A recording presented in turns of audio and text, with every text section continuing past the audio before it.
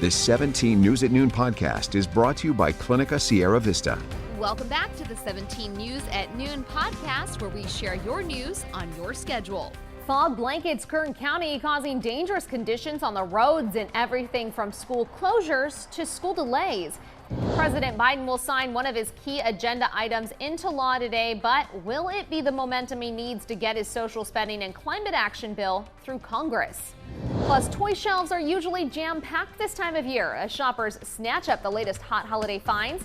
But could they look a little bare this year? We'll tell you why this Monday, November 15th, 2021.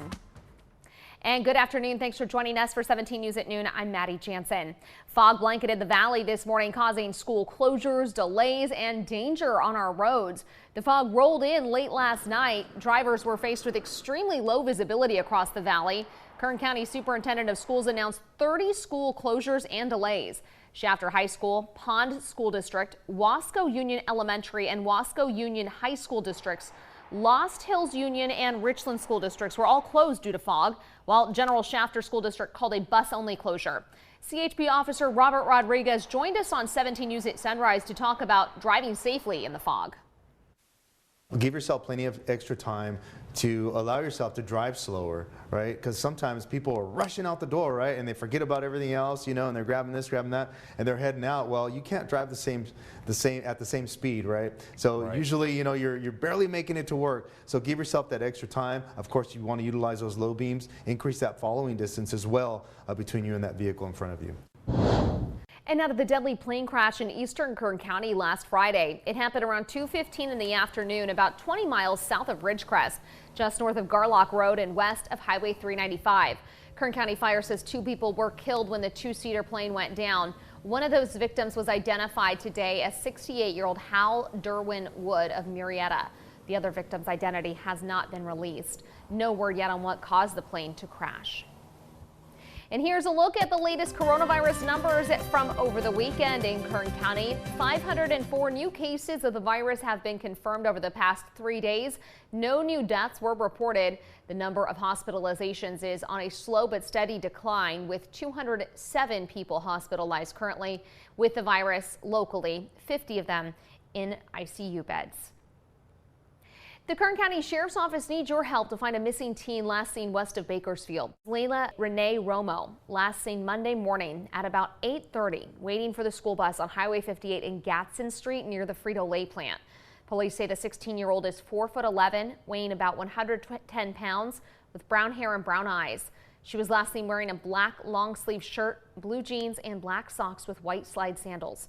She also has piercings on the left side of her nose and belly button. If you know anything about Layla's whereabouts, you're encouraged to call the Sheriff's Office at 861-3110 or the Secret Witness line at 322-4040. Hello, this is Tim Callahan with Clinica Sierra Vista, and we're excited to unveil the Community Health Center of the Future, our comprehensive care center. It's located right across the street from Memorial Hospital. We have every service under one roof, from family medicine, OB/GYN care, dental services for adults and children, behavioral health, and much more. So find your way to better care at Clinica Sierra Vista this year at our Comprehensive Care Center. Visit our website, clinicasierravista.org, for the latest on this project. We'll see you soon. Turning now to Washington, where President Biden is set to fulfill one of his key campaign promises, signing that $1 trillion bipartisan infrastructure bill into law today. But the rest of his agenda is in jeopardy, fueled by Americans' increasingly pessimistic views of the economy, with prices surging across the board. NBC's chief White House correspondent Kristen Welker has details. President Biden is aiming to get his agenda back on track, signing the bipartisan infrastructure bill into law later today, which will pour billions into the country's roads, bridges, and into expanding broadband access, as Democrats press ahead with the president's other priority, the larger $1.75 trillion domestic spending and climate plan. The president's top economic advisor predicting it will pass the House this week, arguing it will help relieve the pressure on Americans' wallets from the highest inflation in years. Then we'll get a vote, it will pass, and it will move on to the Senate. But one of the 13 House Republicans who voted for the infrastructure bill says he is not convinced the House will act. I don't think the votes are there yet. Adding to the uncertainty, the plan faces an uphill battle in the Senate, where a key Democratic holdout, Senator Joe Manchin, has said he's concerned the new spending could send prices higher.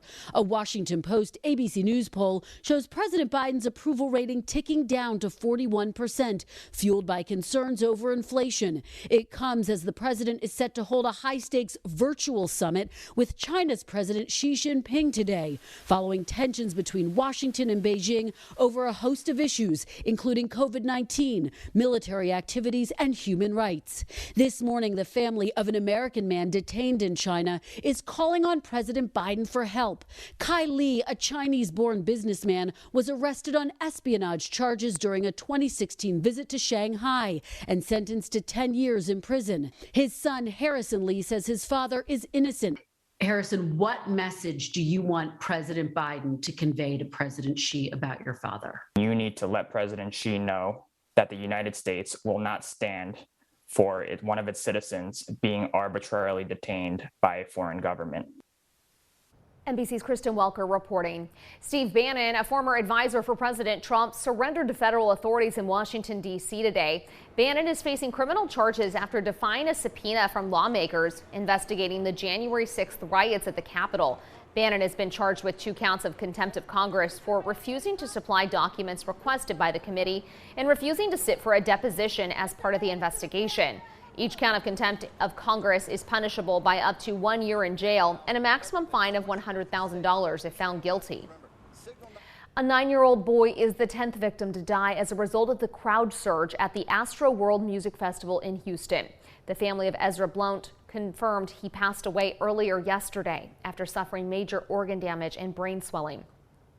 Civil rights attorney Ben Crump is representing Ezra's father in a lawsuit over his son's death against rapper Travis Scott and festival promoter Live Nation. The other victims were 14 to 27 years old. It was another violent weekend in Bakersfield. Another person was shot and killed. Sheriff's deputies were called to the area of El Cajon Avenue and McRae Street around 2:20 yesterday morning. That's where they found the victim. The man's identity has not been released, but anyone with information is encouraged to call the sheriff's office at 861-3110, or you can remain anonymous by calling the secret witness line at 322-4040. And new this morning, deputies are also investigating a homicide that happened this morning in Wasco. Deputies were called out to the 2100 block of 2nd Street. The man there was pronounced dead at the hospital. Again, if you know anything, you're urged to call KCSO.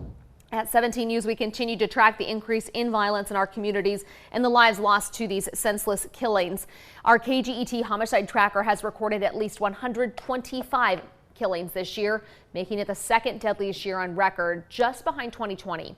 If you'd like to read more about the victims lost to violence over the past 7 years, you can visit our website, kget.com. Meantime, another issue we follow closely here at 17 News, pedestrian safety. Over the weekend, another person was hit and killed by a car in Northeast Bakersfield. This all happened on Auburn Street near Oswell Saturday night around 6:15. When officers arrived, they say one person was killed. It's unclear what happened before the crash, including whether that person was in a crosswalk at the time. Dozens of people have been hit and killed by cars this year. By our count, 44 have been hit and killed by cars, making it the deadliest year on record. Education news now. Finals may be approaching and the end of another school semester quickly coming our way, but it's time to start thinking about going back to school for the spring. That's why Bakersfield College is helping new and returning students sign up for classes. You can also get help applying for financial aid and more. BC's Express Enrollment event is happening Thursday afternoon, and there will be another Express enrollment next month and in January. So many toys on store shelves are made in China, but global supply chain woes have made it a lot harder to get toys anywhere, especially to the U.S. and in time for Christmas. Janice Mackey-Freyer reports from a toy factory in Beijing. In a part of southern China, known as the world's factory, are some of the workshops making toys for the holidays. Things that beep, sing, and move. Literally millions of them. It's every kid's dream. More than 80% of imported toys on store shelves in the U.S. are coming from China, which is why Christmas shoppers this year could be facing a toy shortage. The pandemic triggering a domino effect that started here, with Chinese factories juggling higher costs, an energy crisis, and a shortage of computer chips, and shipping rates for exporters that rocketed. Increased a lot? Yeah, How much? maybe 10 times. 10 times. And there's more. A shortage of shipping containers and COVID outbreaks that shut down some major ports here all slowed the flow of Chinese-made goods into the global supply chain. Then congestion and long delays on the U.S. side, like the logjam at the Port of Los Angeles, have meant a lot of toy shipments are simply stuck if they leave the factory at all. Because of challenges like high shipping costs, you have toys that could have been sent to the U.S. a month ago now just piling up. For sets of E-blocks to get from the Yisheng Toys Company factory in China to Jim Seymour's E-blocks warehouse near Chicago usually takes about 10 weeks. The last shipment, nearly 8 months, leaving stores that want E-blocks on their shelves scrambling. We're seeing this increase in spending right now from our customers so that they can stock up and hold on to inventory so they'll have something by Christmas time. A shortage of truck drivers, too, means that this year the hottest toy brands may be hard to find and more expensive to buy, at least in the U.S. Here, most factories have inventory. These are Chenyu's top sellers in the U.S. Some toy exporters here are switching to air freight to get toys primed for the holidays out of South China's version of the North Pole in time. The bottom line is that demand is going to outstrip supply for most things, especially the really hot toys. So the advice from factories here in China, distributors, retailers, and others down the supply chain is to adjust your expectations of what toys are out there and get the toys that you need soon. Janice Mackey-Freyer, NBC News, Beijing. The 17 News at Noon podcast is a production of KGET and Nexstar Media Group. For more on all of the headlines in today's show, head to kget.com.